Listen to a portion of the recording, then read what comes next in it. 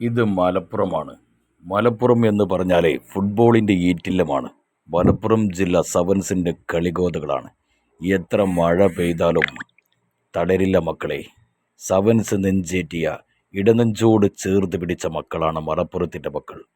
Football എന്ന മാസ്മരിക പ്രപഞ്ചത്തെ നെഞ്ചോട് ചേർത്തവർ. മറക്കാൻ കഴിയില്ല ഫുട്ബോൾ എന്ന ലോകം. ലഹരി അത് ഫുട്ബോളാണ്.